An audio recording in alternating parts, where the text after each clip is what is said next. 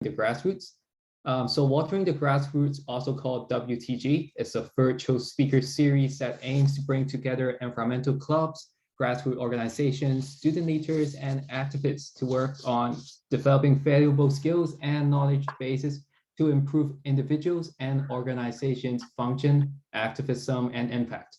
To start off our month-long virtual speaker series and workshops, today we have our WTG Policy and Intersectionality panel. Before we get started, we would like to do a land acknowledgement first. So UTEA and QBACC would like to take time to make a territorial acknowledgement at Toronto, and Kingston, Cataraqui-based clubs. We think it is important to acknowledge and reflect on the Indigenous presence and colonial history of these two cities. Furthermore, as Watering the Grassroots is a national series, we would like to extend this territorial acknowledgement from coast to coast, and we encourage all participants to take the time and reflect on their own personal relationship with the land. The city currently known as Toronto is situated on the traditional territories of the Mississaugas of the Credit, the Anishinaabe, the Chippewa, the Haudenosaunee, and the Wendat peoples.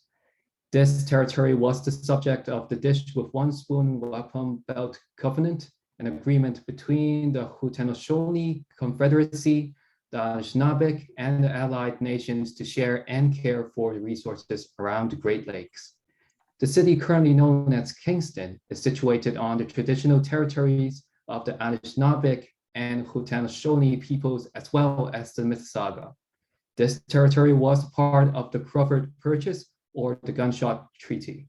In considering the nation of Canada, we acknowledge that such a geopolitical identity does not fully express the history and communities of this land, and that this geopolitical identity has been the basis of historical and ongoing colonial practices. On behalf of conference participants who are uninvited settlers, we would like to extend our gratitude to First Nations, Inuit, and Métis peoples for allowing us to work and live on this land. In our environmental advocacy work, UTEA and QBACC commit to principles of truth, reconciliation, and environmental justice. As we strive for Watering the Grassroots to drive the same ethos forward, we recommend using the sites www.whos.land and nativeland.ca if you are interested in learning more about the territories you inhabit and the potential treaties associated with them. We got some housekeeping items that we have here. Just a reminder that we will be turning on the auto closed captions and we'll be recording this event. So if you don't want to be in the recording, just keep your cameras off and Zoom will keep you anonymous. We do have a chat moderator. So if you have any questions during the discussion, feel free to drop them in the chat.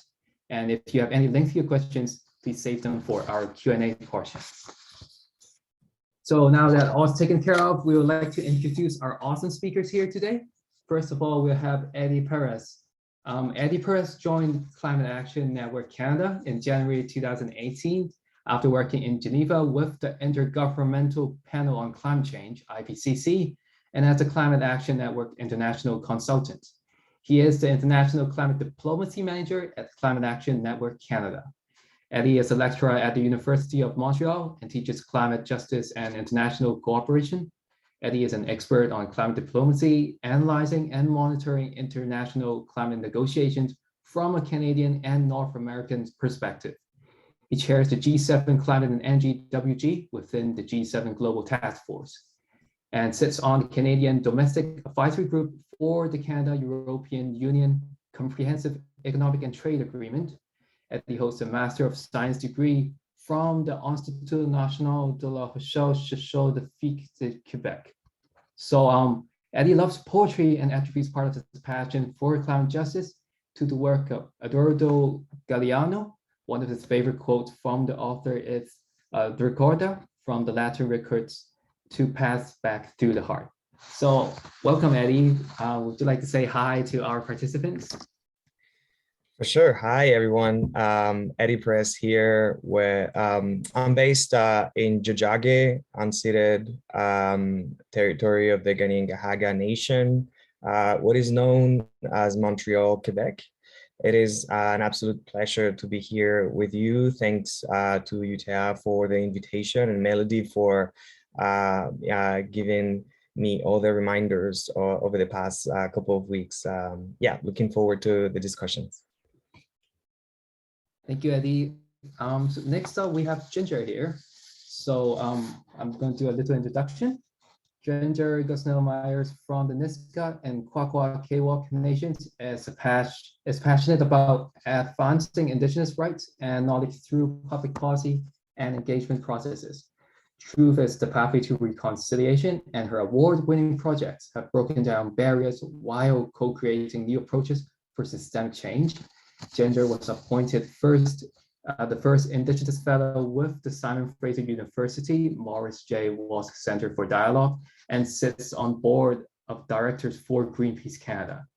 Hi, Ginger. Would you like to say a few words to our participants? Hello, everyone. Galakasla. I'm coming to you from the Squamish Nation community of Eslaon, otherwise known as North Vancouver, here in British Columbia. Nice to be here with everyone. Okay, thank you so much, Ginger. We do have like one last speaker who's Caroline, but due to unforeseen circumstances, unfortunately, Caroline won't be with us today. But she is the National Policy Director at Climate Action Network Canada. So moving on to our main objective of this panel discussion, we do have prepared questions to ask our panelists Eddie and Ginger. So we'll start off with this section with our prepared questions first.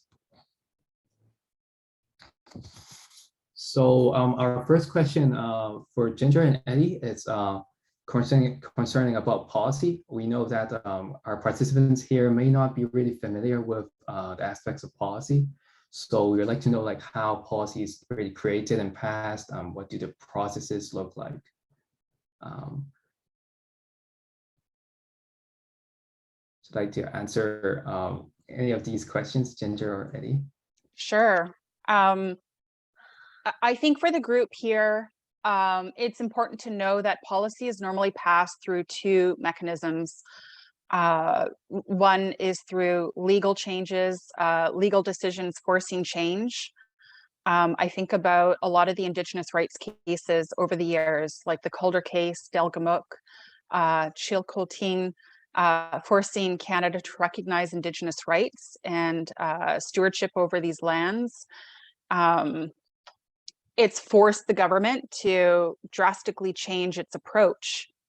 It wouldn't have been accomplished without a lot of legal might and that legal acceptance behind it. And so these legal decisions forces Canada to create this change.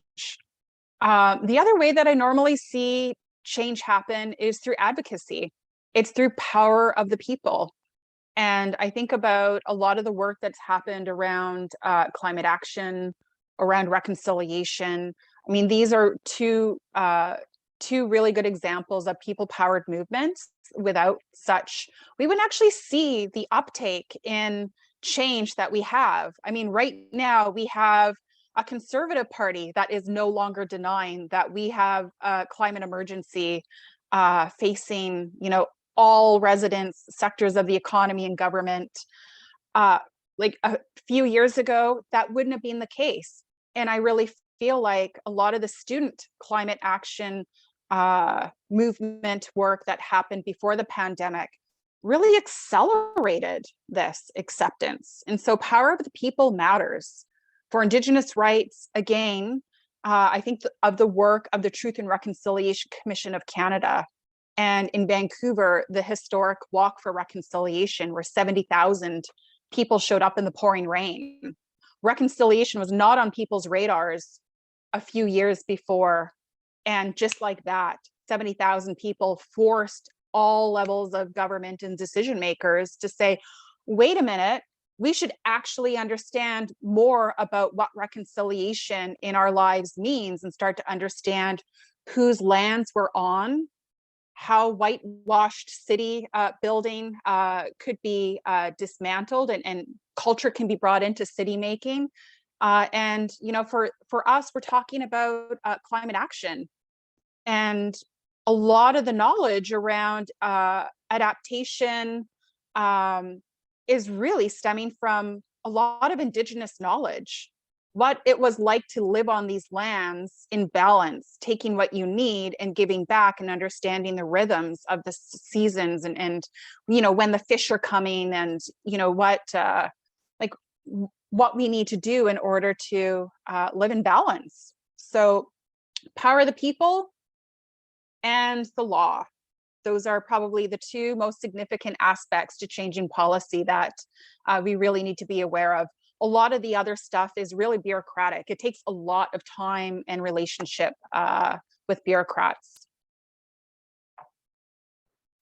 Yeah, yeah. Thank you, Ginger, for those great starting points. And when I think about policy in the most general terms, maybe specifically about climate policy, from a very intellectual perspective, there's sometimes this a confusion that we have when we talk about policy and when we talk about politics.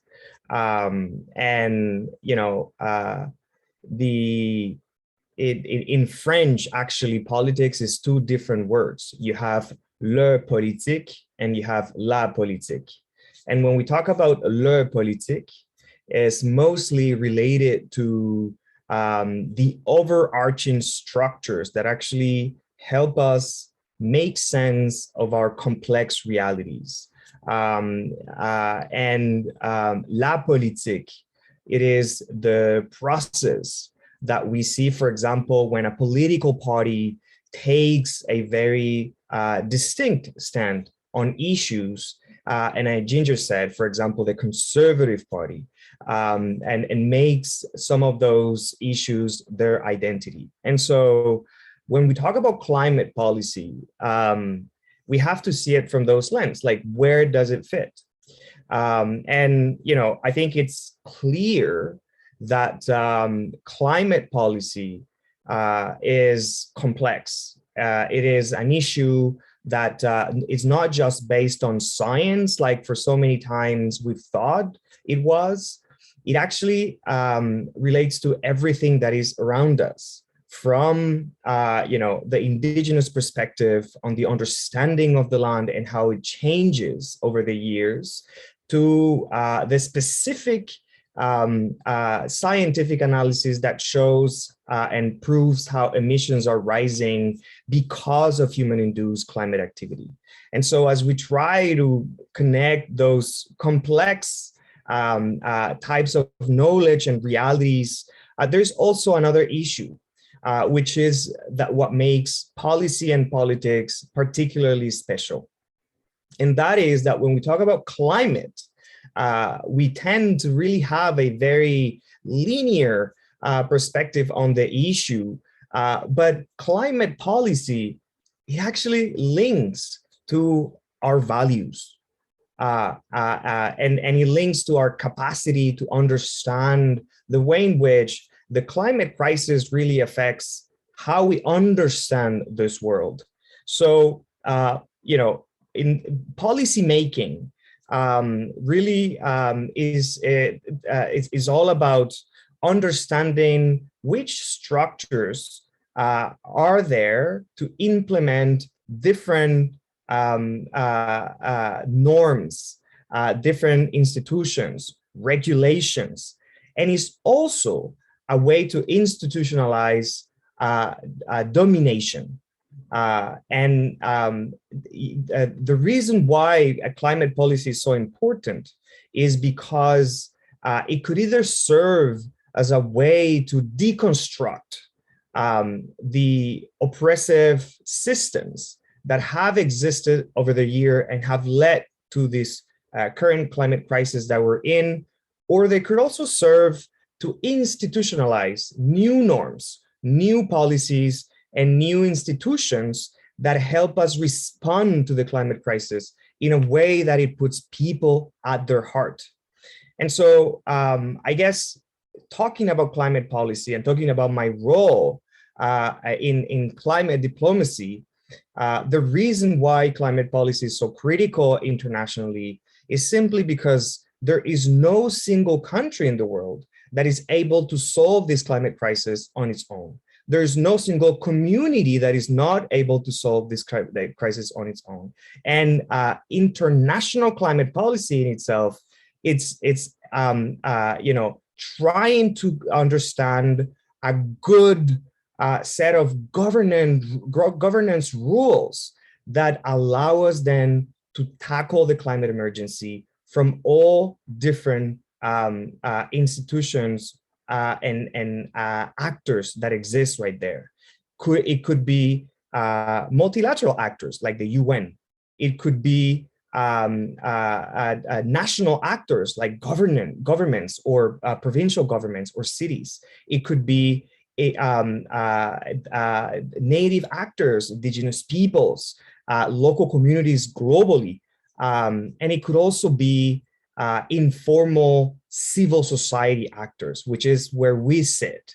And that also then allows us to differentiate between formal policy structure and informal policy structures, which is something that maybe we can touch upon in this discussion. Thanks.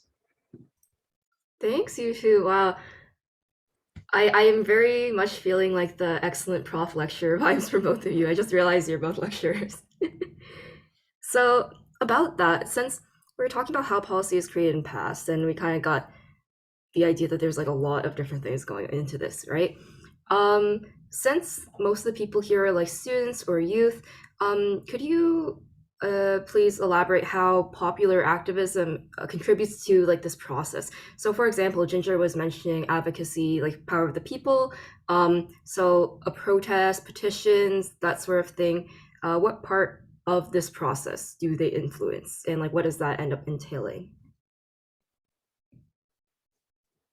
Ginger, would you like to go first? Yeah, there's an early, so the public policy process, it's a process for one, it involves identifying the problem. And for us, we're talking about climate change and the climate emergency.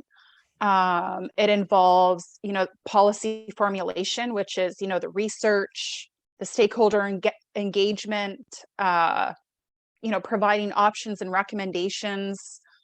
So it's a lot of the, data work and reaching out. Where the advocacy effectively comes in is once you have evidence, once you have information, you come to a stage where it's called agenda setting. And agenda setting is all about power. It's about public perception, political perception. Agenda setting is about like the potency of your message. And it's also about your proximity to power and your proximity to decision makers. And so for advocates, this means a lot of things. You need to have compelling information. It needs to be digestible. It needs to be talked about in a way that people can learn, because you're not advocating for, this information to just, rest amongst you and your colleagues, because that's cliquey. You want it to grow. You want this knowledge to get out there, and you want this sense of urgency. So, using the information that you have to really influence power is where advocacy sits in the policy making process, because you want this to influence decision making, and you want decisions to be made that will see the policies implemented at the end of the day. And so it's about power. It's about getting in front of the right people. It's about having a compelling message. And the one thing that I'm missing is coalition building, right?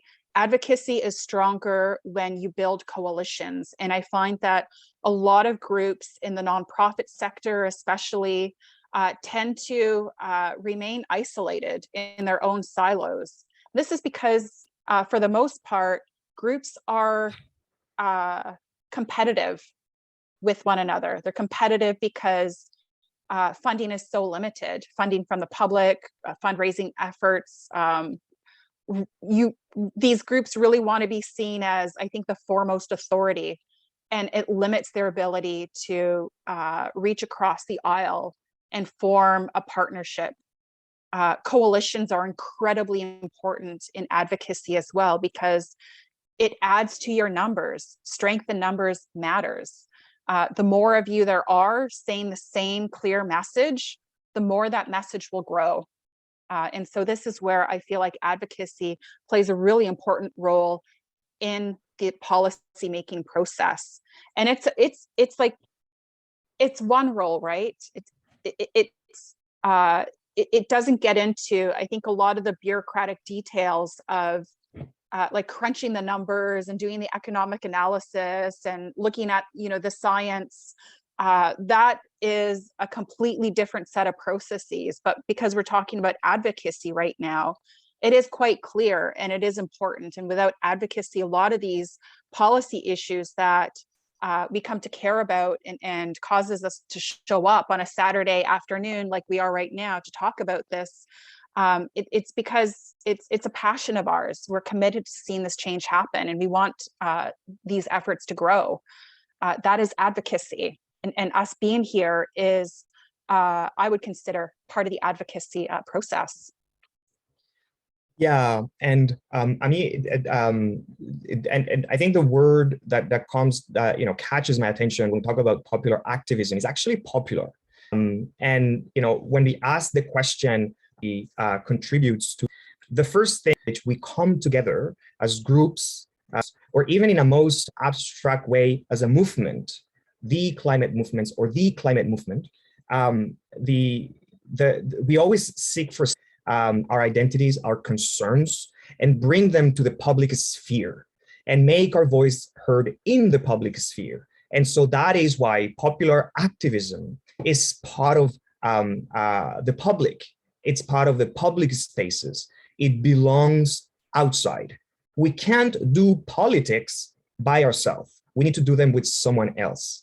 It is not politics unless there's dialogue and unless there is a connection of all our stories, concerns, and strategies in the way we speak about climate, social justice, Indigenous people's justice. And we serve, I think, building on what Ginger said earlier, to do two things. The first one is we are norm setters. By contributing to increasing activism, we create norms in the way in which we want things to be tackled by the different political powers. And the other one is we are validators. And so in the context of different policies, and because each policy has an ecosystem with governments, ministries, bureaucrats, and different actors, private sector, you can name it. Each of the files where we do advocacy, it has an ecosystem around it. And we are as activists, validators. And we have a role to play to normalize how issues such as climate justice, social justice, Indigenous people's rights, women's rights, intergenerational equity, issues like that need to be discussed, but also put in the public sphere as issues that need to be tackled. We have seen in Canada some of those changes over the years. All of the climate progress so far remains fragile. And the reason for that is because the other side, other forces of resistance are still also using some of these strategies to normalize climate denial. And we're still seeing that and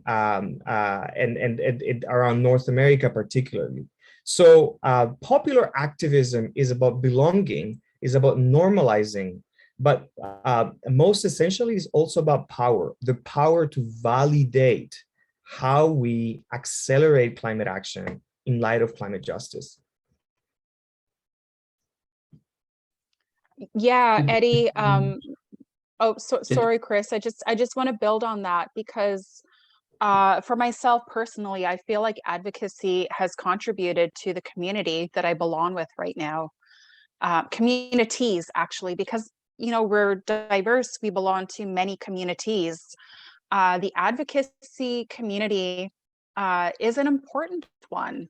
As Eddie stated, it's where we find the norms that we want to put out to the rest of the world, norms that reflect our values and the things that we find important. This contributes to a set of personal principles that I hope everyone here will think about. I think it's a really important part of advocacy and policymaking that is often forgot about. And I feel like now that we have people of culture who are able to add our voices to why advocacy is important and why policy is important, is because we get to raise aspects that are normally left out, like why principles matter, like why community matters, like why having values in this matters. These are three aspects that are normally left out of public policy discussions, but for myself have been incredibly important because it's where I find my people. It's where I find my greatest friends and allies. And these are lifelong relationships that you carry forward with you. It creates a sense of validation, as Eddie talked about, validation that you're not crazy. These things are important. It's worth changing your life over because we hope others will change their lives over it. And it also carries a sense of accountability with it. Like if you do become a really important advocate and voice on these matters, things can start to get a little crazy, right? You can become co-opted. You can be bought off. A lot of weird things happen when you get into the public spotlight, where co-option and trying to bring you to the dark side, it actually happens. And so having a strong community with your advocacy network is an important level of making sure that your account held accountable. You're brought back in and you're reminded of what you started fighting for in the first place. All of these are never talked about in the policymaking process, but I think are why, we are here today, on a Saturday afternoon talking about why this matters, because it does. It really does. And so thank you everyone for showing up today, because this is part of the work of building this change that we hope to see in the world. Thank you for Ginger and Eddie's very insightful take on what is policy and how this process really has wrapped around with policy. Just to summarize, it's based on agenda setting. We got this evidence, information, and how these advocates we're talking about norms and also the validation to power, and how this drives coalition building, passion, how this popular concept combines identity and concerns into bringing these issues and values that we have at hand to the public sphere, where politics really drives change and where these dialogues have to be made, justice has to be looked at, and issues have to be tackled, like the climate crisis we're having right now. So just to push on to this point, we like to know what are the most effective forms of activism, in our advocacy, part of our advocacy, how do we really make this impact, pinpoint these places where people really can look at this issue right on the eye, instead of maybe we had these efforts which might not be too popular to the public. So what can we do exactly to be most effective in terms of advocacy and activism in order to change policies that are in place right now? I mean, do you want the answer that lets you know how much work this is and will drive you to potentially burn out? Or do you want the answer that talks about all of the gifts that come from being part of a community and how you can maybe frame your life around being an effective advocate? There's two different approaches. Maybe Eddie, you have a different way to start answering this question that would be helpful. I mean,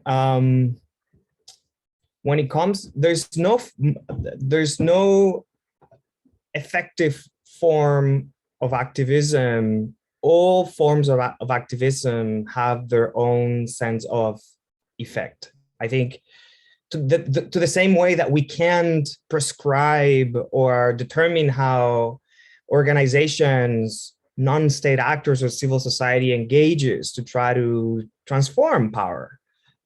There are many ways, and these ways evolve with time. Now we're talking about digital activism, for example, climate activism through the internet. It didn't happen 20 years ago. Today is something huge, and so I think the way I would speak about effective forms of activism. There are many, and some of them, a lot of the work that civil society and non-state actors, folks, and youth groups do. It's time-consuming, and yeah, as Ginger said, to a certain extent, it could lead to burnout because we give everything we have to these causes, but for me, there are two things about effectiveness. The first one is the ability to take your space into the conversation and the discussion. As I say earlier, I mean, when we talk about climate policies, not just the climate policy, but what is it that we want to see as change, and taking the space is so critical. Because this is an issue about power, and there are many voices from different institutions out there that are also seeking power. So effectiveness is linked to the ability first to have voices that understand your message, carry your message. It's not just about communicating a message, but it's also about ensuring transmission of this message. And by transmission, that is that, it's something that we hold dear. And with this message, we take our space, we take it and we redefine it in ways that are adaptable to our identities. And so for me, that is the first thing. And effectiveness also happens when we challenge status quo. And this is something that young people have been able to do, Indigenous leaders have been able to do in Canada in the past 3 years. I Don't Know More is an example, critical example of Indigenous leaders, youth leaders, challenging the status quo, challenging the conversation about colonialism in Canada. And you remember also how the young strikers, Fridays for the Future, also challenged the status quo. And they did it in a way that it was not just a challenge to the traditional political systems, but it was also a challenge to organizations like ours, big or medium-sized environmental organizations that needed to revisit the way in which we talk about activism everywhere. And the other one is, taking every single possible opportunity that is out there to challenge the narrative and come together with a strong voice and convince others to carry on our message. And so, I just mentioned 3 things, but there are so many examples that could be brought to the importance of effectiveness of activism. But in this case, I think something that is really clear for me is that diversity here matters. And the second one is that it is an issue of power and the ability to making our voice heard and challenging the status quo.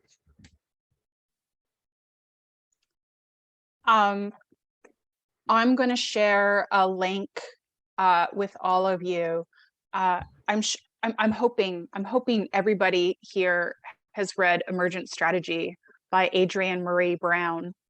If you haven't, it's been a game changer for me in terms of clarifying what activism and what being an individual trying to do a lot of heartfelt, a lot of passionate work for change can look like, and really describes a lot of the work that Eddie had been talking about, where movements have come together and have created great change. I think about Black Lives Matters as well, and the thing about a lot of these movements is that they do burn out at some point, and they burn out for a lot of reasons around interpersonal dynamics, around not using their time effectively, around maybe coalitions not working out. And so Adrienne, who has had done a lot of work in the environmental movement in the States and also with Black Lives Matters, has really started outlining what this is like and how you can do this work better. And I wish I had pleasure activism behind me right now, because it really lays out how we need to focus on making this work fun for ourselves as well. You know, she talks about how if we're not making this work of making justice irresistible, then no one is going to join on with us. Right. And so that is the other element of this work, is that we can't be curmudgeon-y. We can't be, too academic. We have to find the sweet spot where we're actually resonating with people. And for that, you need to know your own story. You need to know your own power. And you need to have deep relationships with the small community that you built up around you. And so I found that the audiobook for Emergent Strategy was great. I enjoyed it a lot better than the book. And you can sign up for 30 days free. So you can listen to the book for free because you have 30 days to listen to it, which is more than enough time. And I do want to, really embed the importance of this is people-powered work, which means that we're all in this together, and that this is really built on our relationships. And so when I think of a lot of the movements that I have been part of, I think about the dinners that we had together.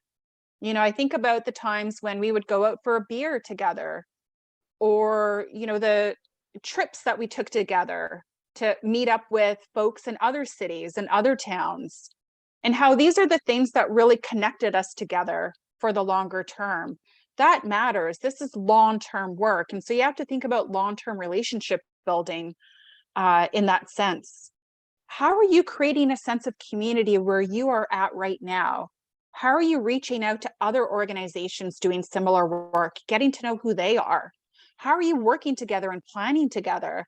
This is all important stuff because we have a common message. The science is clear. The solutions are quite clear as well. What we need are deeper relationships with one another. And that requires us to be really thoughtful about how we spend our time with one another. Like Adrienne Marie Brown says, making this movement irresistible. We have to feel good in it as well. And I think that's something that we often don't talk about because that typically wasn't seen as strong. It wasn't seen as coming from a place of strength. But unfortunately, too many of us do burn out. And that isn't fun. And it doesn't have to be that way. Thank you so much for that. Oh my gosh, very insightful.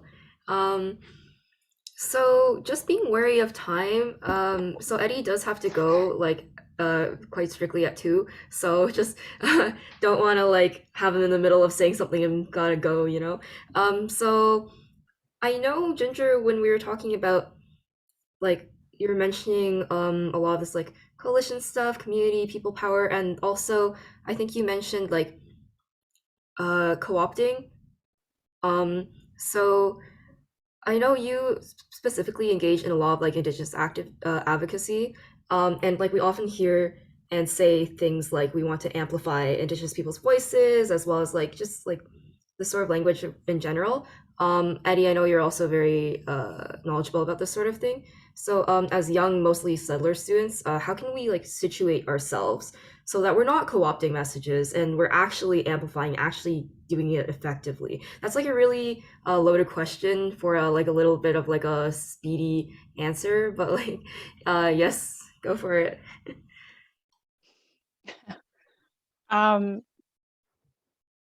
I really feel like if we all had better stories about ourselves and our parents and our grandparents, we would be better allies with Indigenous peoples. And that is something that here in Canada, we haven't talked about very much because, you know, for a lot of new immigrants, you're told you need to assimilate and you need to integrate and you need to buy into, you know, Canadian norms. That's not helpful when we're looking at allyship with Indigenous peoples.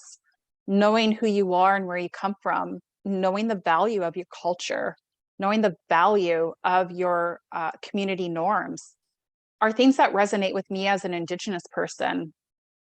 And if you show up and you're in touch with this, our relationship is going to be that much stronger because I like talking about cultural norms.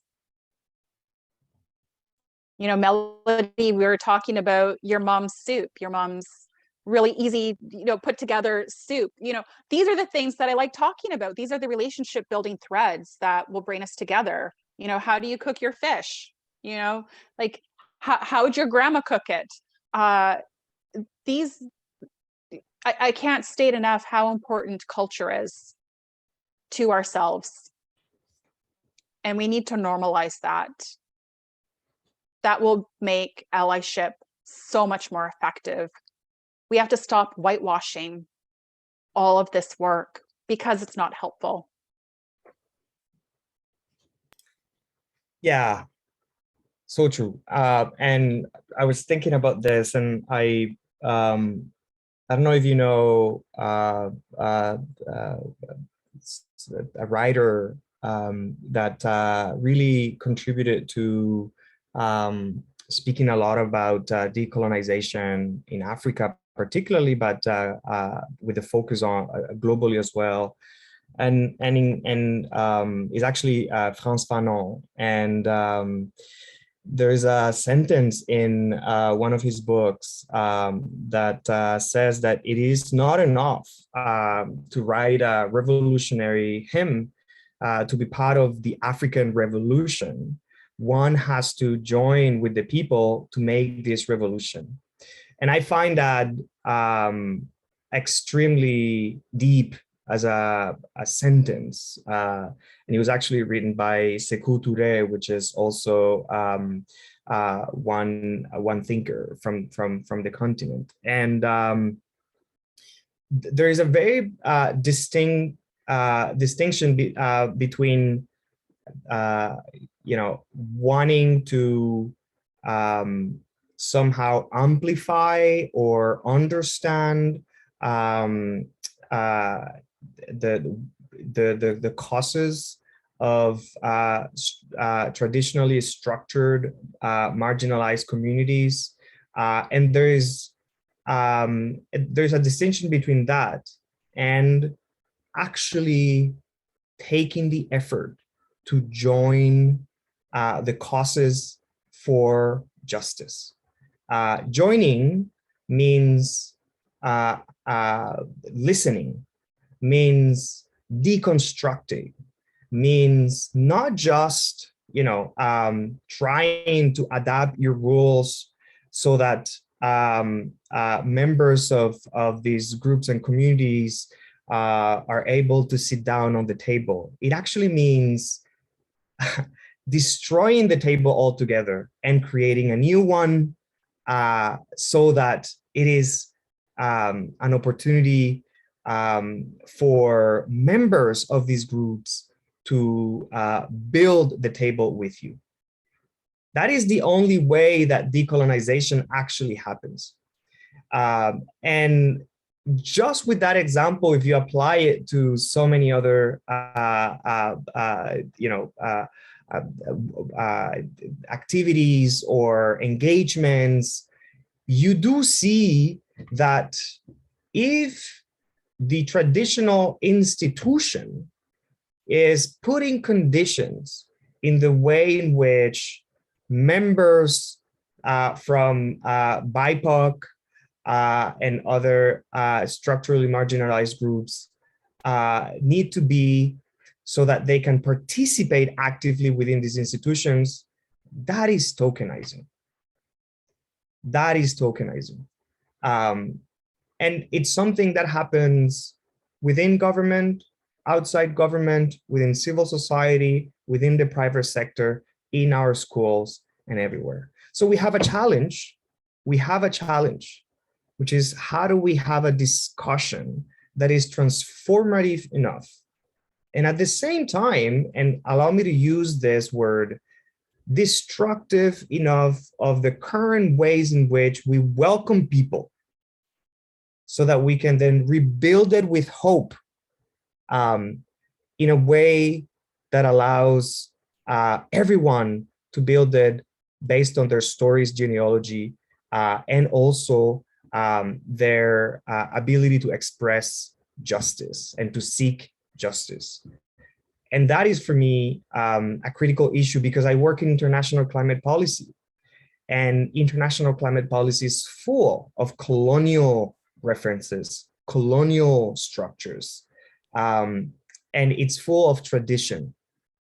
So clearly for us, this group here, when we go out from this call and try to embed these places of activism, the first question that I think it's critical to ask is, are we imposing conditions in the way in which structurally marginalized communities are coming to join these forces, or are we remaking these places so that their voices are heard?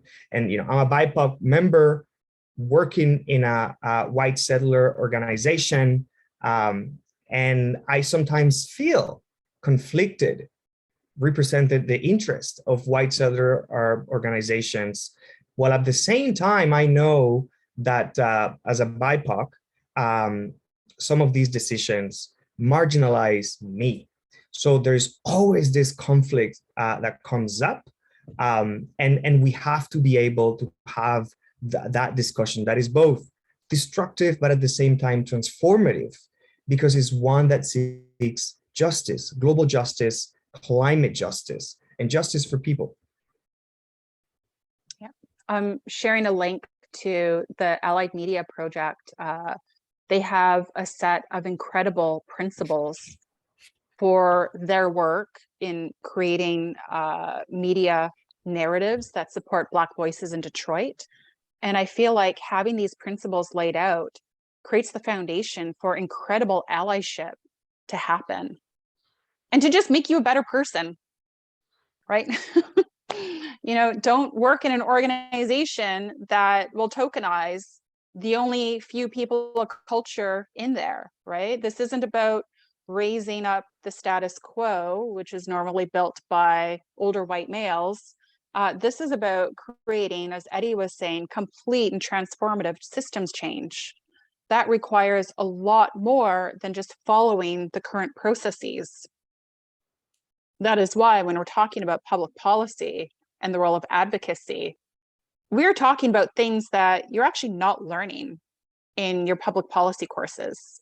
We're talking about things that are deeper, that are about community and are about your own identities and why that matters. So check out their network principles. So inspiring. I wish that all organizations that focused on creating collaborations and social justice would think about what allyship means in a meaningful way. Okay, thank you, Ginger and Eddie, on talking about this issue, like really getting into like tokenization.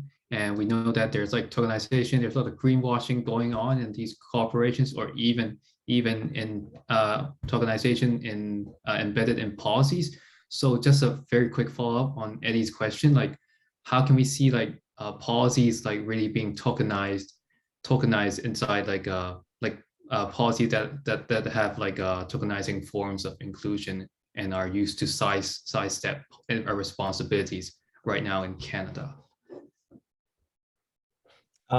Yeah, so I'm gonna answer quickly but I actually have to go afterwards. I have a CVC interview in 2 minutes. Okay, sure. Let's just be clear. Canada is a colonial state, and the structures of policymaking in Canada are based in colonial in a colonial past that is present. And I would, the only thing that really comes to mind at this moment is that we, that as members, activists, that we really try to institutionalize the word partnership. There isn't a decolonial policy making in Canada unless we agree to partnership with Indigenous peoples. It doesn't happen unless there is partnership. Even if you write it 100 times in a government text, unless there is partnership, true partnership. Partnership is not decided by a government's rule book. It is decided when you destroy the rule book and you write it again with those agents that are in front of you. So policy making in Canada will only get decolonial if there is true partnership. And I would just set the example. We worked for 2 years to get Canada to change the way in which they provide international support for climate action globally and in the developing countries, global South, developing countries, which is a colonial term, global South countries. And in this process, the first thing that we asked was, you have to include in this discussion how international support for climate action is decolonial. And at first, there was resistance within government, but it was only when they changed completely the way in which they talk about climate policy, and they opened up a space for Indigenous groups to come into this discussion, that then we started having a discussion about a shift in paradigms. And Canada today has agreed to create their first Indigenous Peoples Fund in the Global South, which is led by the orientation and guidance of Indigenous groups in what we call as Canada. So for me, that issue of partnership is really, really critical. I really have to go. It has been such a pleasure, Ginger. You're so inspiring. I really look forward to reading the book. And I want to thank UTEA for this opportunity. Please reach out to me if you really have any questions. Thank you so much. Good luck at your interview. We'll promo it for you. Ooh, really going right down to the wire.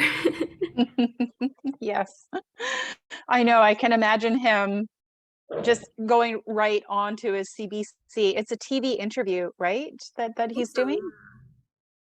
Wow. Okay. Thank you, Eddie. Oh my gosh. I was like, wow, thanks for coming here despite that. Yes. Yeah. Wow. I guess even though Eddie is gone, we can still go with Ginger. So yeah, would you like to speak on that question? Just as a reminder, it was about policies being examples of tokenizing forms of inclusion and use the sides of responsibilities, and like how people can deal with that, like how to counter that like lack of real accountability. Mm-hmm. So I'll give you an example. For when I worked at the city of Vancouver, I was the city's first Indigenous relations manager, and we were the first government in this country to officially recognize that we were on unceded Musqueam, Squamish, and Tsleil-Waututh lands, and we would incorporate that into all of our processes and projects. And I developed what we called a City of Reconciliation framework. It's the first of its kind in the world that would bring reconciliation into the institution. And it had, the importance of culture in that. So recognizing arts, culture, language from the local nations and Indigenous peoples. It also included the relationship building aspect on a government to government level between the city and the local First Nations. But what made the framework really impactful was the third pillar of the framework, and we called it effective decision making. And it was essentially like a veto, because we know that governments are colonial. We know that all of these processes are made to usurp power from Indigenous peoples for land theft. And what the effective decision-making pillar of the framework did is it allowed us to cut through our own red tape at the City of Vancouver.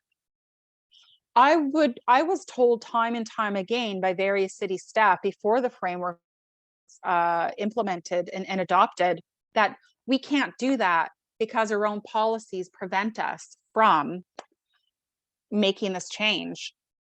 And the City of Reconciliation framework gave us the ability to say, well, we know that your old policies have been in place for a long time, but they actually prevent us from accomplishing our reconciliation goals. And so we're just going to cut right through that and do something that would actually work, as opposed to being stopped from doing the thing that needed to be done. And this is an incredibly effective policy tool that I wish more organizations and levels of government would take on, because a lot of times the thing that stops the action or the change that is needed is internal red tape. It's being hampered by the status quo and how things are always done. You need a clear mechanism that allows you to say, that isn't working anymore, we're going to try something different.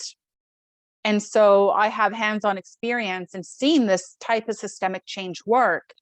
And there are some significant policies that we had squashed. And I won't get into those details, but I will say, if we didn't have the framework that allowed us to cut internal red tape, Vancouver would not be a city of reconciliation.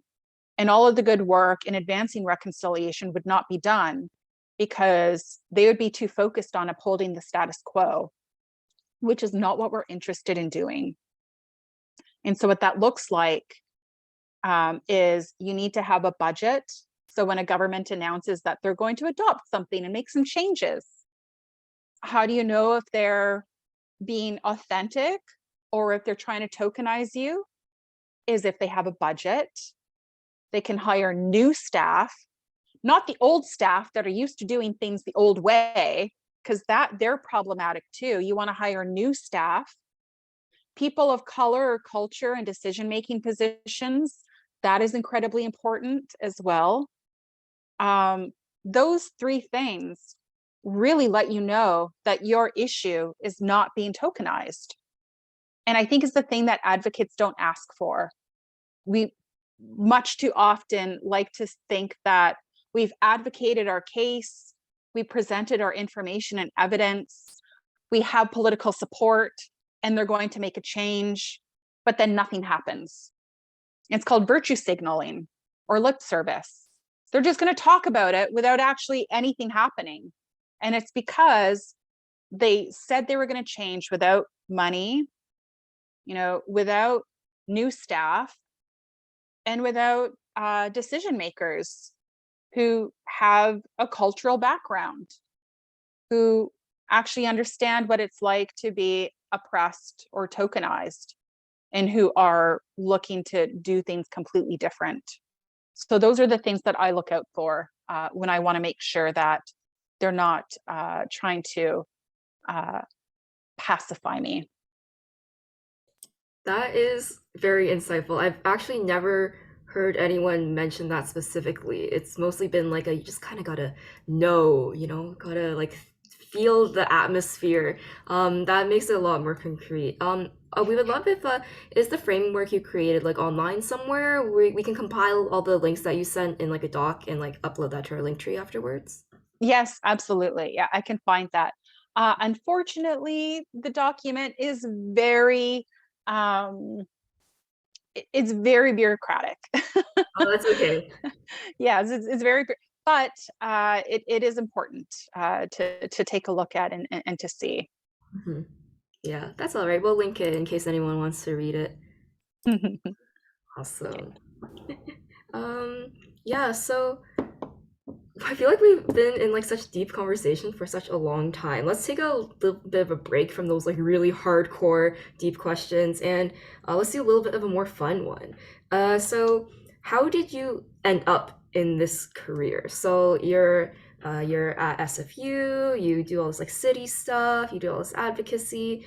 So how did you get interested in this and get involved? It's not like a super obvious like straight route for students who feel like they want to get involved in it and they don't really know how people actually end up there. Yeah, that's a good question. Because when I was younger, I felt like there's probably a million different directions I could go in, and it was really unclear where I would actually feel happy and effective. And unfortunately, you were going to have to try a few different ways in your career journey to see for yourself where you fit, where you belong, where you feel upheld, and where you feel validated. I've worked in the private sector. That was very rewarding. I worked for a national research firm, which was great because private sector work means that there's less bureaucracy, which means that you have more ability to be nimble and flexible in the work that you do. I've worked for the federal government, which was terrible. Talk about red tape and colonization. Everyone there was just interested in upholding the status quo, and I have zero trust for our federal government. Most of them are so far away from all of us, you can't get a hold of anybody, and they have no accountability to you as an individual or a community because they'll never see you. I've worked for local government for the city of Vancouver. I've worked with local governments in cities across this country, but worked inside the city of Vancouver for a number of years. That was also incredibly rewarding, even though they put me in a very tokenizing role by not giving me the funding and resources that I needed. But I was able to be very effective because local government is small. It means that if you have a compelling case and plan, you're more likely to be heard. There's less competition with outside forces looking to get your attention, whereas federal governments and even provincial governments have way too many people knocking on their door. Local government is great because you can walk down to City Hall and meet your mayor and council, and you can meet the staff who are making this change as well, and they're more down to earth than bureaucrats at other levels. I've only worked in partnership with the province of BC and with other provinces across this country. And very similar to the feds, I find them to be incredibly hampered by their own red tape. And again, disconnected from communities, which forces that lack of transparency for them to feel compelled to make change. And you learn all of this the hard way by finding roles that will get you inside and give you some of that experience to let you know if this is where you feel good. Most of my work has been project oriented. I like projects, and I grew up in an era where when I was in a job interview, I would be told that the fact that I hadn't been with an organization for longer than 2 or 3 years was a bad thing. I like projects because it allows me to start something and then see it through to the very end. These are incredibly important skills because you get to work with budgets, you get to work with a small team of staff, you get to really understand the subject that you're working in, as opposed to having to work on multiple things at the same time. It allows you to be focused. And being able to finish something within a time frame is such a valuable skill. And so I still really enjoy projects. And I don't think I'm set up to be a lifer in any one institution. And that's okay with me. Some people might find that they want to be a lifer in an organization because it fits for a variety of reasons. And I think that's totally fine too. And how I ended up in all of these roles is through a lot of volunteering. I have been volunteering on committees and boards. I've been showing up to workshops, meeting people, trying to form a relationship and trying to gain an understanding on what people's passions and ideas are. And when you're in these circles often enough, you become a face that is more well known. When people are looking to hire someone who is young and looking to get early experience, you're top of mind because they met you and they've spent some time with you and they've seen you either facilitating a workshop roundtable or, you know, sitting in on a conference and asking a million really good questions because you've done your research and you are aware of the issue inside and out. And in our earlier discussion before today, I was talking about becoming a subject matter expert. And this is another policy term, a SME. SMEs are great. Subject matter experts. I'm a subject matter expert now in urban Indigenous life in cities. I'm also a SME in decolonizing practices, and I'm pretty knowledgeable about governance in general. And so your work, all of these little steps that you're taking right now by volunteering and being part of these conferences and workshops, you're adding on to your subject matter expertise. And so track this. Track all of the workshops and conferences that you've been part of. Volunteer for those opportunities where you can help make something happen. All of these things matter in your resumes as you're looking to get your jobs. And it also, this experience helps you talk as well. Because if you're too shy and you're not used to striking up a conversation, these are things that will be held against you as well. Having some good rapport with people is important. And you gain experience in like getting the marbles out of your mouth. Like that's an expression where you just don't know what to say. And you just keep talking and talking and talking and you think you sound dumb. Practice makes perfect. And so being part of these types of activities, asking good questions, that gives you experience for when you show up for some of your earlier jobs. And over the years, you know, you'll find your space. I'm doing consulting now, right? I'm at Simon Fraser University and I'm working on a number of projects as a consultant. And I enjoy it. But I might end up in local government again one day, because for me, I find that's where I've been the most effective, and I like the people there the most. So those are the things that matter to me now, is good people. Thank you so much, Ginger, for like discussing with us like what career advice you could offer us in terms of like an environmental pathway and why local governments really matter a lot in terms of like advocating our rights and issues at hand, because maybe federal or provincial governments are just way out of hand and they have their own internal red tapes that they're always looking towards to.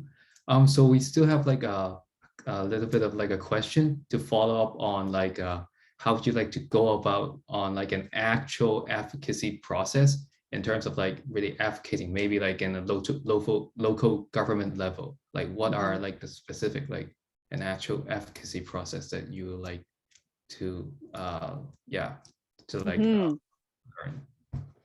Right. If I was going to be advocating a process, I would need to know who's in government. Are they a government who will listen and are sympathetic? Or are they a government who is adversarial and maybe not willing to listen? And this is a policy window. This is this is why knowing policy windows matters, because sometimes the policy window will be open, and it's open because you have elected officials who are willing to listen and want to make change. Then all of your advocacy will actually amount to change. If your policy window is closed, it's closed because the government in place actually doesn't care, right? We're talking about a lot of conservative governments. They're just not interested in an environmental agenda. They just want to focus on energy and resource development. Then that tells you that your advocacy actually isn't going to amount to anything. Yeah, you can still show up and talk to them, but it's going to be wasted time because they're not interested in listening to you. So that's the first thing that I look at is my policy window open, or is my policy window closed? If it's open, I'm actually going to do some research and understand what is the current state of the issue. Who are the main stakeholders? Are there any current events happening that these stakeholders are hosting where I can show up and learn a little bit more about what's working, what isn't working?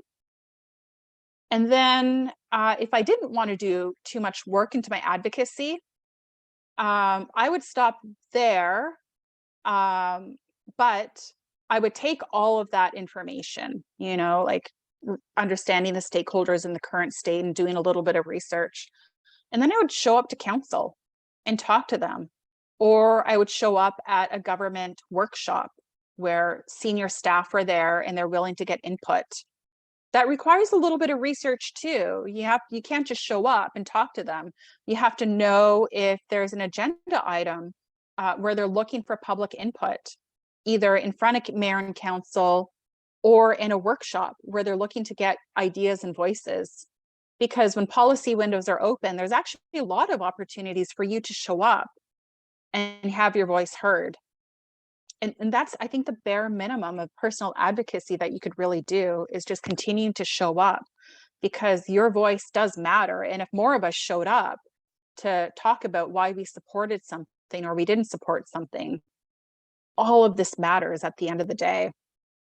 And if I wanted to go a step further, if there was more urgency for a bigger change, then I would look at coalition building.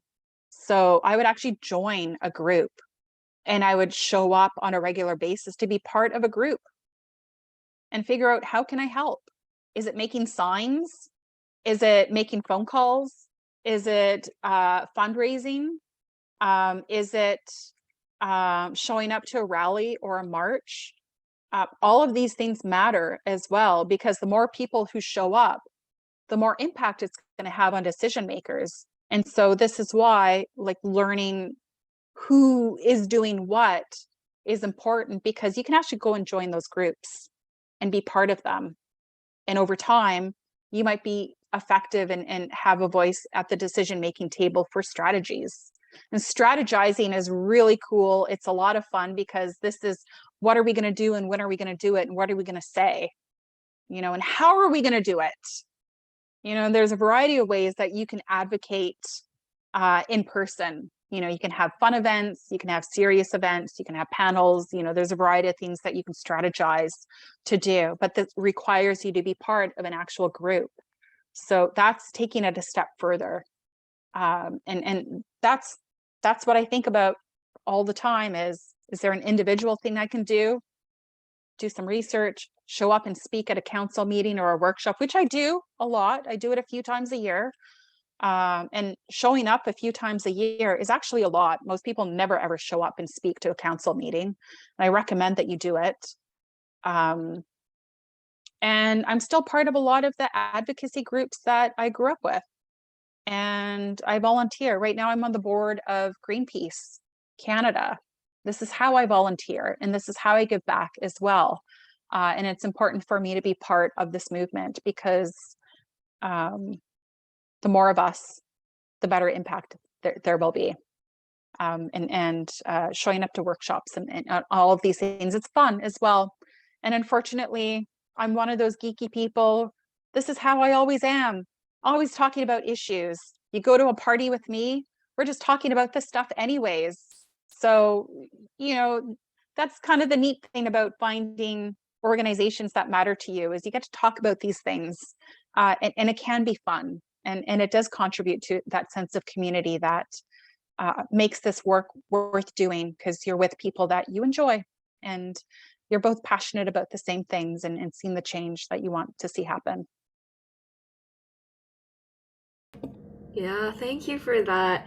Oh, I love the detail because I love the term policy window too. It's just such a cute term. Um, I like the points that you've been saying just now, but also earlier, about making it fun, like making it irresistible, right? Um, Thank you for coming to workshops and stuff, and thank you for coming to this one because this is fun. I would prefer to be at something like this than at a party. So like, yeah, thank you. You're making this fun. We're coming to the end of our prepared questions. So before like we go into Q&A, just is there anything at all that you'd like to add on that we haven't mentioned so far?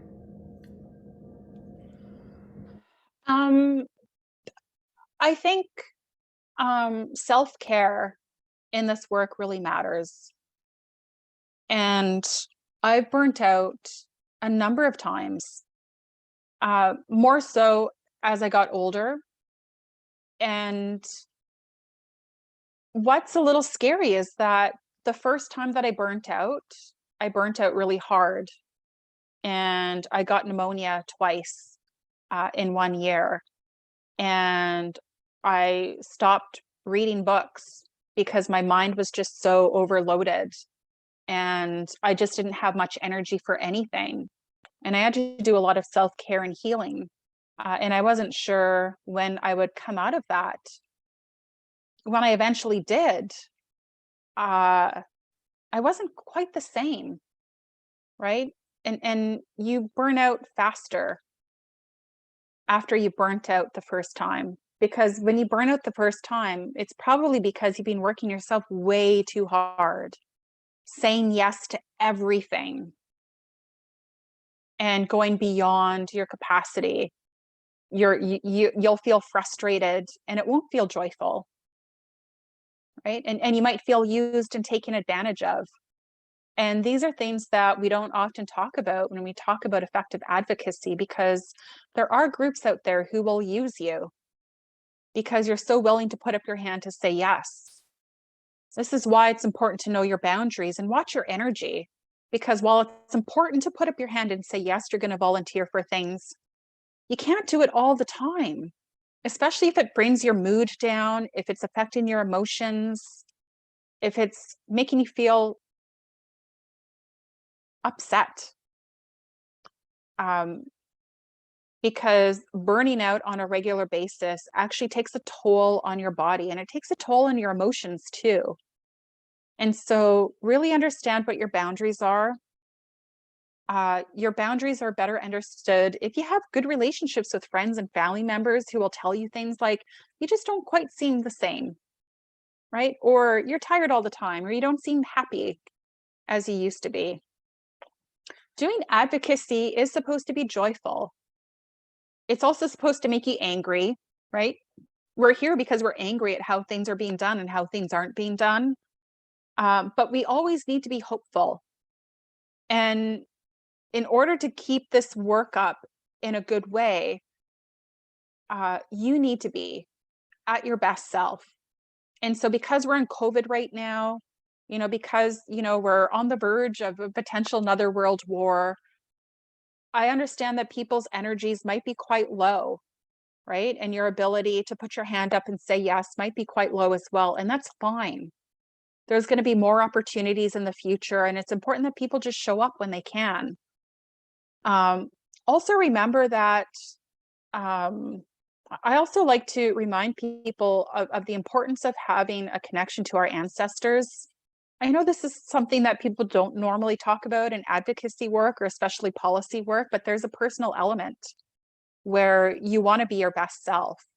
And I think about my Indigenous ancestors a lot in doing this work, because I don't want to bring shame upon them.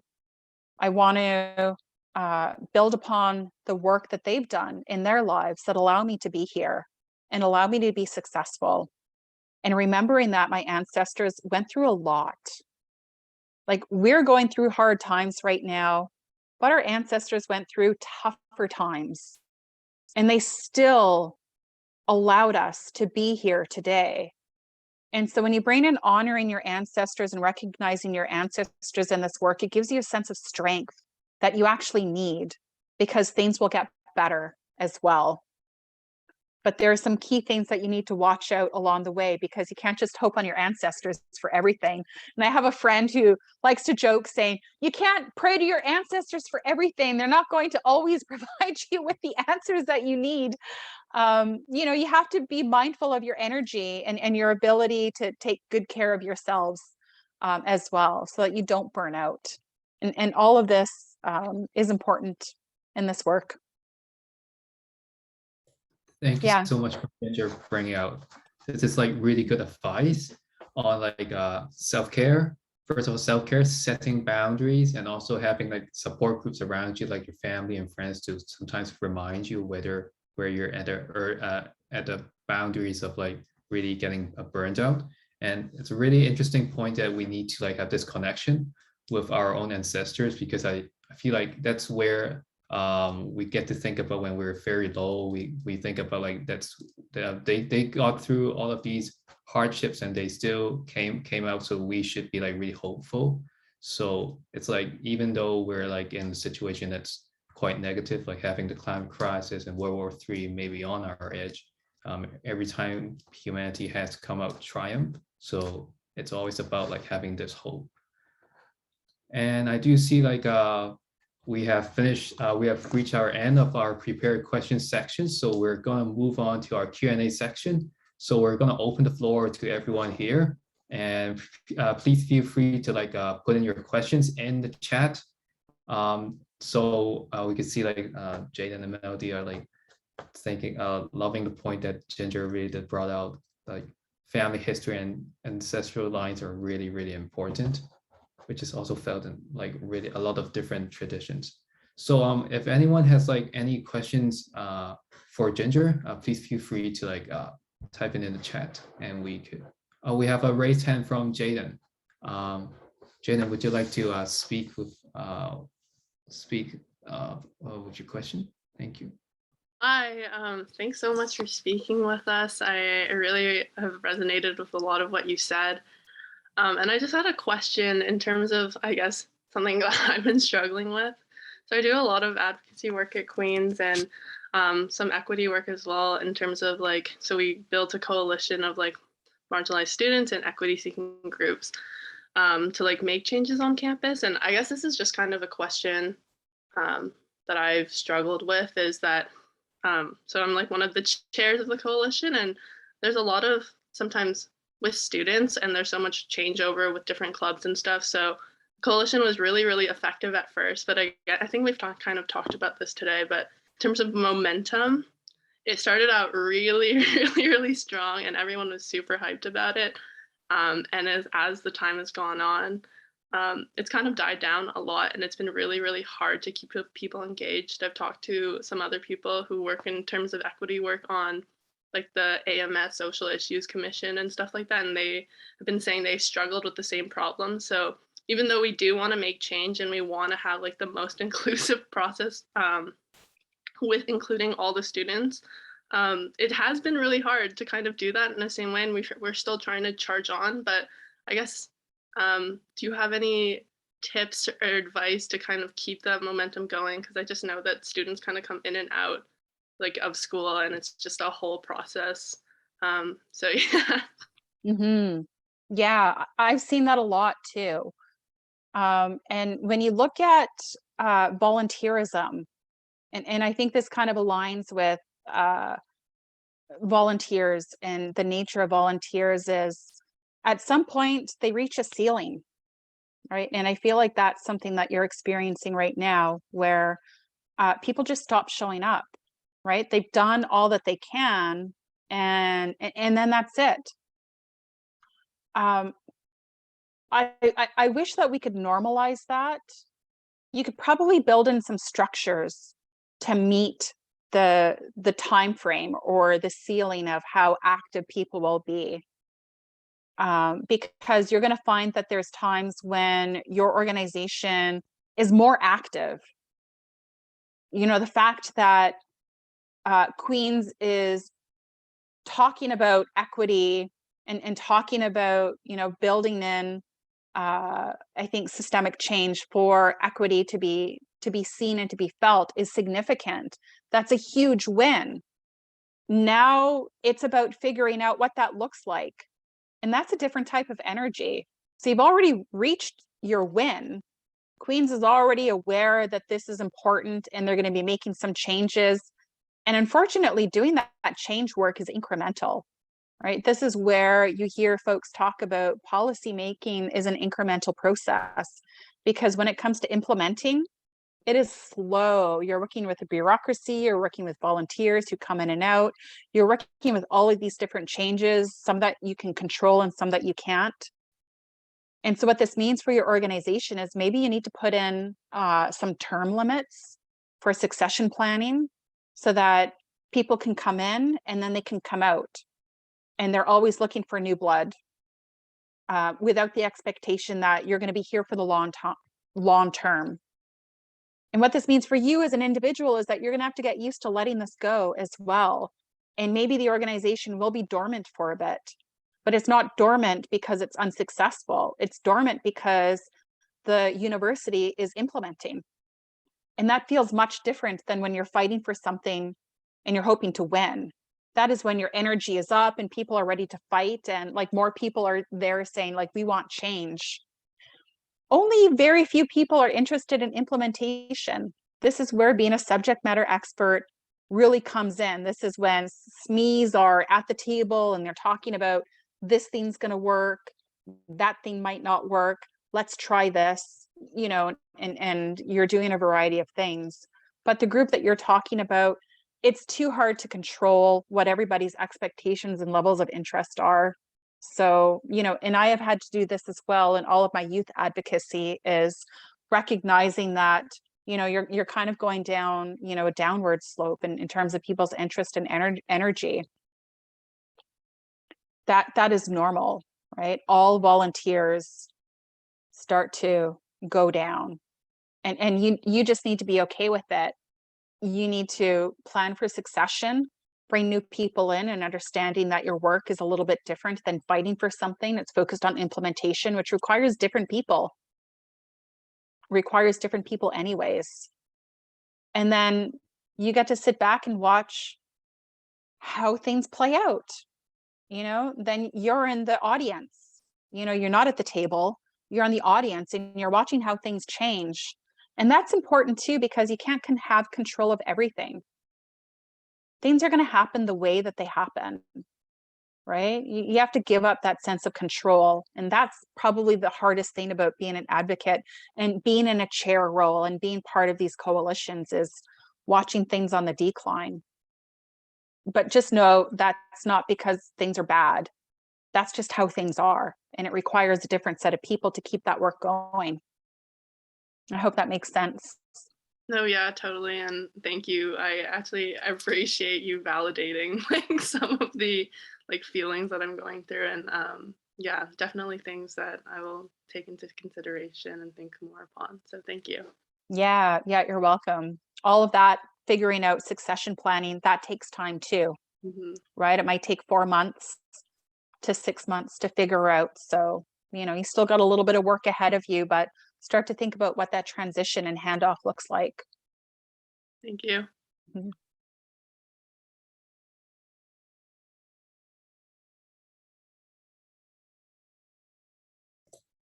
All right, Melody has a question. Yeah, so what Jaden was saying just reminded me of like turnover and burnout and that sort of thing, right? I know when we were planning this, we were also discussing about performative activism, slacktivism, but also mostly like the role of social media, like the way that activism is changing. And hold on, I'm gonna sneeze.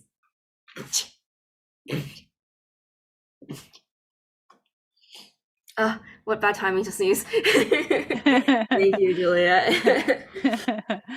But yeah, I know earlier, Eddie was mentioning about how like that sort of like setting of like challenging the status quo sort of activism has been changing since like social media, online stuff, digital stuff, especially with the youth. Um, like, yeah, things Yeah. change really quickly. Do you have any thoughts about like what activism looks like in like the online digital space that's like Mhm. social media, that sort of thing, like how it can be used effectively, how sometimes it's not? Oh, well, social media can be incredibly effective. And it's effective because decision makers are reading the tweets. Like they are reading the tweets. They might not be on TikTok and they might not be on Instagram, and very little are on Facebook, but decision makers are on Twitter and they're watching it. And I know that because I was a decision maker and everyone in our office watched Twitter all the time. Even if we were, supposed to be nonpartisan, we were watching the politics as well. So saying things well and having a coalition approach to pushing your messages forward, almost like a communications effort, right? I feel like a lot of activism, a lot of slick activism is just branding and just communications, right? You could just have all communications professionals just making good memes and making good messages and press releases and pushing it out there and trying to get likes. And that's fine and that's fair, but that's not what I'm interested in. What I'm interested in are coming together with people like this. I'm not interested in connecting with people on Twitter.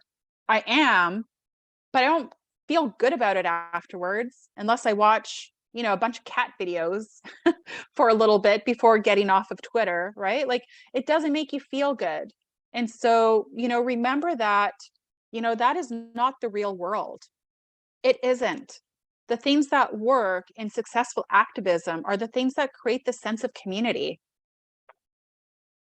So keep coming together, spending time with one another. Spend less time pushing your messages out on social media because it makes you feel dead inside. I feel dead inside when I spend too much time on social media. So honor your feelings and honor your energy and go to where your support is.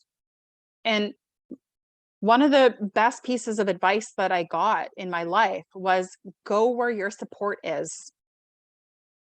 And so I spent more time connecting with my community, connecting with my friends than I did, throwing bricks, throwing bricks through the window. Not that I ever physically threw bricks at the window, it's just a figurative speech, right? And this is why I've spent a lot of time talking about why, community matters and connecting with people matters. There's, time for the communications effort. But that, maybe that's too much of a slacktivism, right? You're, too much of a keyboard person. It has its role, but it doesn't nourish you. Good activism is supposed to nourish you. You're supposed to feel good and hopeful and feeling like you're going to be able to do something good together. And you're aware of the world together. And you're aware of what's possible together. You're having shared experiences. You're finding shared values, right? You have connection. Those things matter. Yeah, thank you. That does make a lot of sense. So you've heard it here. You can now become a professional meme developer, and that will be considered activism. Yeah, but speaking of that, finally a job for me. But no, actually though, that did remind me. I think that like I love these sorts of spaces as well. I'm sure a lot of people here can agree, but it is really like time consuming, right? Like you do have to set aside like at least an hour to do these sorts of things, right? Like a lot of the big problems that we feel like in clubs and stuff like that is just that there's like like we talked about burnout, but there's kind of like a constant state of burnout in the sense that everyone's so busy that like there's deadlines. They're like, oh, I have 2 assignments due at midnight. Next week I have like 3 midterms. So then no one's actually has time to afford to stop and actually like think more deeply about these things and get involved in like really like committed ways, right? So we were wondering, for people here who might not be like super into the world of advocacy, what are some like of the smaller steps, like the actionable items, those sorts of things that people can take that's not like a huge long-term commitment? Like we often hear things like, I don't know, like sign petitions, like, you know, posting memes on social media. Are those like good like effective small tasks that you would recommend, or like what else? Yeah, if I was going to do the bare minimum, it would be petitions and amplifying voices. You know, I'm a First Nations woman. You know, 10 years ago, I was the most marginalized voices in the country. And nobody felt like we were telling the truth. They thought residential schools were a lie, that the harms that our parents and grandparents experienced in residential schools were a lie, that things weren't that bad. And now we know that, you know, all of these schools have grave sites, unmarked graves of children who died in the schools, and they died in really horrific ways. We felt like nobody was listening to us. Nobody was willing to amplify our voices. There was so much skepticism, and we felt really alone. And I can't tell you how appreciative I am whenever somebody amplifies our voices, whenever somebody amplifies that the Wet'suwet'en hereditary chiefs deserve to be supported in trying to protect their land, their Yinta, from Coastal GasLink. Amplifying voices matters. It really does. And so if that's the minimal that you can do, that's important. Because you might be overloaded with classes right now. Fair enough. But you're showing up and you're learning and you're thinking, and one day you're going to be ready. And so you're just priming yourself and preparing yourself for when you're ready. And that's important, because you want to be able to hit the ground running when you're ready. This is why knowing policy windows are important, because you can't be going at 100% all the time anyways. You're conserving your energy, you're doing what's matter, you're focusing on your education, that matters. But you're still learning about these things on the side, and the fact that you're not doing all of the other things shouldn't stress you out. Things are happening regardless. You can't control everything. You just can't. But the fact that you're showing up demonstrates that you're already creating a sense of community. That matters. You're learning. That matters. You're amplifying voices. That really matters. So don't feel like there's more that you should be doing, because believe me, when you have time to do more, you probably will. And I'm sure there are times in the past where you had more time and you showed up then too. And the reality is we don't have all the time to do all the things that we want to do, and you shouldn't feel guilty about it. I used to feel guilty about not saying yes to everything all the time. It led to me being burnt out. It changed me. And I wish it didn't, because I felt more effective before I was extremely burnt out and getting pneumonia all the time and being unable to read. That's pretty harsh. So don't beat yourself up about it. You're going to show up when it matters, down the road when it works for you. Thank you so much. That's so great. Are there any other questions in the chat, or anyone else want to ask anything? Sorry, I kind of asked like a 2-in-1 question. But thank you so much. That was so helpful. Ooh, okay, Lou in the chat says, any advice for the average person to make those around us aware of and at least personally interested / concerned in the state of the climate? Yeah. I'm going to say this, and I know you probably heard it all the time and it drives you crazy, but the fact that we get to talk about this with each other, so full disclosure, my husband is Cree and Dene from northeastern Alberta. You know, his is right in the heart of oil country, and his whole family works for the oil sector. And his brother likes me. I love oil and gas all the time. It drives me crazy. I'm on the board of Greenpeace, right? You know, and he's doing it to push my buttons. But you know, he has a reusable mug. He's trying to drive less. You know, he's doing all of these little things that repetition builds up in a person's psyche over time. And I like to say repetition matters, because if babies can learn through repetition, then adults can learn through repetition. And it wasn't that long ago that reusable cups and being conscientious of the takeout materials and the amount of plastic that we were consuming, that was on nobody's radar. You know, I'm friends with a well-known climate activist. And when I first met her, she brought reusable cups, you know, aluminum cups and coffee mugs as gifts to everybody. And we thought she was crazy. This is like 25 years ago. Nobody is carrying around a reusable water bottle / coffee cup. Nobody. Now we all are. There's too many of them in the world now. Like, it's just such a waste. But this type of repetition and message sharing actually matters. And so how it shows up in my life is little things. Yeah, I'll, you know, just remind people that, no, I don't want that because it's a waste. Or yes, I will choose this specifically because it is sustainable. Actually, my husband's probably better at it than I am. Like, no, we're not going to do that because it's actually extremely harmful in terms of its emissions, right? But we will do this because it's helpful. It's not choosing convenience, you know. It's learning to have a little bit more work to get the things that you want. Sorry, Lou, I know that's a lot of kind of, I don't want to say Weasley words, because there are things that I adopt in my life and the things that I've seen that works, but.